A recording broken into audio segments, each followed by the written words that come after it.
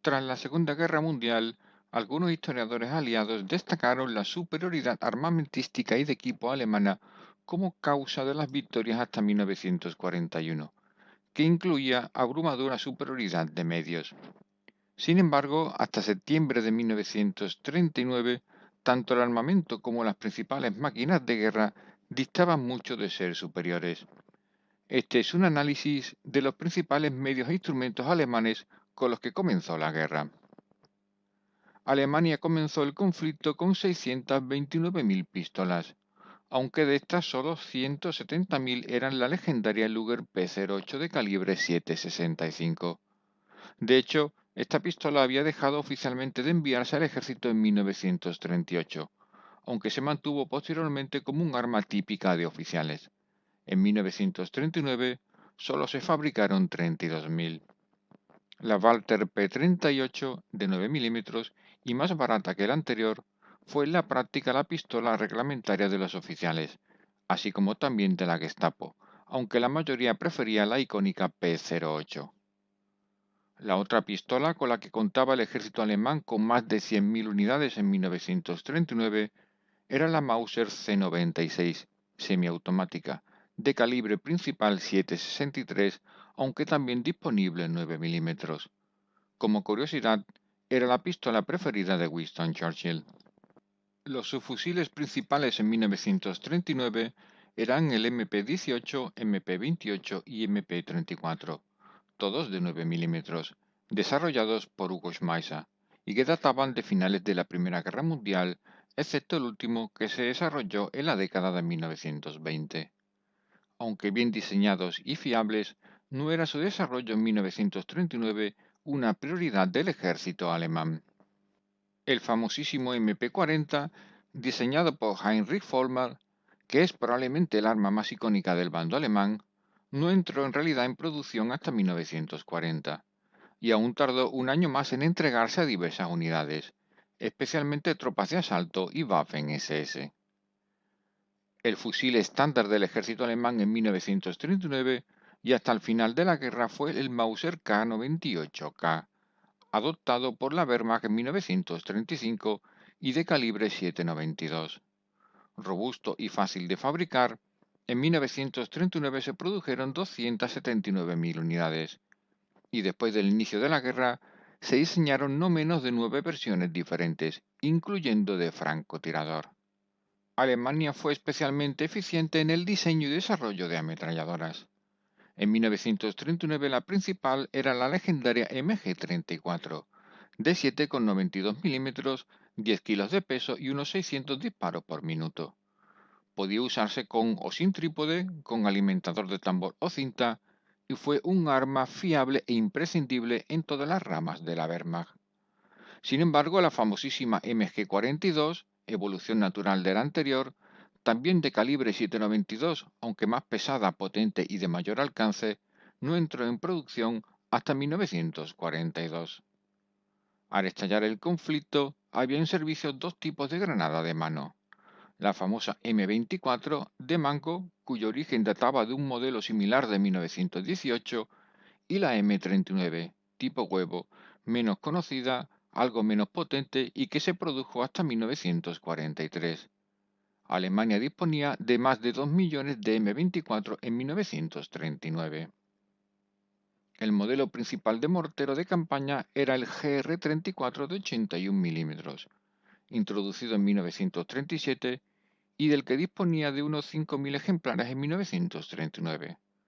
Con un alcance de entre 400 y 1.200 metros, muy barato y fácil de mantener, se produjo durante toda la guerra. El otro modelo existente era el GR-36 de 50 milímetros, de alcance hasta 500 metros y fácilmente transportable en una mochila especialmente diseñada. En 1939, Alemania disponía de más de 10.000 ejemplares, y gracias a su eficacia, se produjo hasta 1943. El lanzallamas estándar de infantería era el FMW-35 de 35 kilos y rango máximo efectivo de 25 metros. Se produjo hasta 1941. La mina antipersona SMI-35 fue la más desarrollada por Alemania hasta bien entrada la guerra. Con 182 gramos de TNT, se fragmentaba a unos 90 centímetros de altura. Se produjo durante toda la guerra y los americanos la llamaban Betty la Saltadora. Por otra parte, la Teller 35 fue la mina antitanque estándar y muy conocida. Portaba 5,5 kilos de TNT y era capaz de dejar fuera de combate a cualquier tipo de vehículo acorazado. Alemania tenía cierto retraso en el desarrollo de armas antitanque. En 1939 disponía del fusil anticarro PZB-38 de 7,92 de calibre, muy poco efectivo, y el cañón ligero PAC-36 de 37 milímetros, que se mantuvo en producción hasta 1942. Los alemanes no poseían cazacarros en 1939. De igual forma, Alemania no tenía una gran variedad de armas de artillería, siendo en 1939 las principales los obuses de 75 y 105 milímetros, así como los cañones de campaña de 75, 105 y 155 milímetros, todos evoluciones de cañones de la Gran Guerra y bastante anticuados. Alemania no poseía artillería autopropulsada en 1939. Respecto a cañones antiaéreos, dos eran los principales modelos. El Flak 36 de 37 milímetros, introducido en 1935, que tenía un alcance efectivo de unos 4.500 metros y que fue el cañón antiaéreo más producido durante la guerra, así como la familia Flak 18, con dos modelos principales. El de 37 milímetros, en la imagen, con rotación de 360 grados y alcance máximo de 6.500 metros, y el famoso Flak 18-36 de 88 milímetros, alcance máximo de 11.000 metros y 7 toneladas de peso. Como es sabido, este cañón se usó como antitanque hasta que en 1941 se desarrolló una variante específica para este fin. A pesar de la trascendencia que acabarían teniendo los Panzers durante la guerra, en 1939 sus principales modelos no eran especialmente temibles. De hecho, en 1939, de los 3.195 carros que tenía Alemania, 2.885 eran los modelos ligeros 1 y 2. El primero con dos ametralladoras de 7,92 y el segundo con un cañón de 20 milímetros.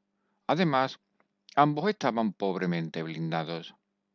El Panzer III, tanque medio, comenzó la guerra con un obsoleto cañón antitanque de 37 milímetros y únicamente había disponible 98 unidades en septiembre de 1939. Con 23 toneladas, los modelos de 1939 no contaban con más de 15 milímetros de blindaje. El Panzer IV era el otro tipo medio, de 25 toneladas y entre 30 y 50 milímetros de blindaje en los modelos de 1939. Sin embargo, portaban cañón corto y de baja velocidad de 75 milímetros y solo se disponían de 211 ejemplares en septiembre de 1939. Sorprendentemente, Alemania comenzó la guerra con 274 carros ligeros de origen checo, que en muchos aspectos eran superiores a los Panzer I y II, y representaban el 8% de las fuerzas acorazadas alemanas. Aunque la Luftwaffe era un arma técnicamente desarrollada y potente, comenzó la guerra con pocos tipos, muchos prototipos no desarrollados y algunas carencias importantes. Su principal caza era el legendario ME-109, con dos ametralladoras de 7,92 y cañón de 20 milímetros. Aunque fácil de pilotar y con buenas prestaciones, pronto se vio que tendría dificultades con el Spitfire británico. En 1939 había unos 900 en servicio. El otro caza disponible era el Me-110, de tipo pesado aunque lento, y que solo demostró ser eficaz en versiones de caza nocturno desarrolladas después de 1941. La especialidad de la Luftwaffe fueron sin embargo los bombarderos de ataque a tierra y medio. De ellos destacaba el Ju-87 Stuka, del que existían 366 unidades en septiembre de 1939, y que fue el principal bombardero en picado durante los primeros años. Los principales bombarderos medios fueron el Ju-88, que se usó también como bombardero en picado, el Dornier 17 y el Heinkel 111, todos eficaces siempre y cuando estuvieran bien protegidos. En septiembre de 1939 había disponibles un total de 1.180 aparatos de estos tipos. El avión de transporte principal no solo en 1939, sino también durante casi toda la guerra fue el Junkers Ju-52, del que había disponible en 1939 552 ejemplares. Por otra parte, resulta sorprendente que Alemania tuviera 12 tipos diferentes de aviones de reconocimiento y ningún bombardero pesado, algo que acabaría lamentando. El Heinkel 177, único relativamente eficaz, no entraría en producción hasta 1942. La Marina de Guerra nunca contó con el decidido apoyo de Hitler a pesar del famoso Plan Z, y de hecho, en 1939 era la sexta marina más poderosa del mundo, incluso por detrás de Italia. Ninguno de sus dos principales buques de superficie, el Bismarck y el Tirpitz, estaban en servicio al comenzar el conflicto. Los buques más poderosos eran los gemelos de la clase Scharnhorst, técnicamente cruceros acorazados, armados con 9 cañones de 280 milímetros. Aunque rápidos, con 31 nudos, y bien protegidos, no eran rivales para los principales acorazados británicos. Otros dos buques importantes, pensados para ajustarse a las limitaciones de los tratados navales, eran los llamados acorazados de bolsillo, con dos concluidos, y que conjugaban velocidad, protección y cierta potencia de fuego con 6 cañones de 280 milímetros. Alemania disponía además de 3 cruceros pesados de la clase Admiral Hyper, sobre los 5 proyectados. Portaban 8 cañones de 203 milímetros y 32 nudos de velocidad. El Blücher, segundo de la serie, sería el único perdido en combate durante la Segunda Guerra Mundial en Noruega en 1940. Significativamente, la Marina de Guerra alemana era muy débil en cruceros ligeros, con solo 6 unidades, entre ellos el Karlsruhe, de la clase Königsberg, con 9 cañones de 150 milímetros y solo 21 destructores, aunque todos modernos. Por otra parte, aunque la flota submarina era importante, en 1939 estaba por detrás de Japón e Italia en número, y distaba mucho de lo que acabaría siendo durante la guerra. En 1939, Alemania tenía 65 submarinos, de los que 46 estaban operativos. De todos ellos, 32 eran submarinos costeros tipo 1 y 2, de un máximo de 341 toneladas de desplazamiento. El tipo 2B solo disponía de 3 tubos lanzatorpedos a proa y no tenía armamento de superficie. Otros 23 submarinos eran del tipo 7A y B, que ya disponían de 4 tubos en proa, otro a popa y un cañón de 88 milímetros en superficie, y alcanzaban un máximo de 862 toneladas de desplazamiento, siendo ya submarinos oceánicos de medio alcance. Sin embargo, al comenzar el conflicto, Alemania solo disponía de 10 submarinos oceánicos de largo alcance tipo 9, de hasta 1.152 toneladas de desplazamiento, 4 tubos de proa, 2 en popa y capacidad para albergar 22 torpedos, demasiado pocos como para representar un peligro real para los aliados.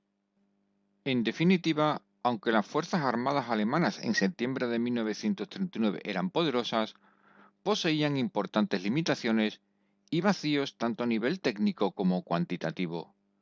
Habría que esperar a después de 1942 para ver su mejor y más desarrollado armamento. Las victorias de los 2 primeros años se debieron más a su doctrina militar y adiestramiento que a su supuesta superioridad numérica o cualitativa.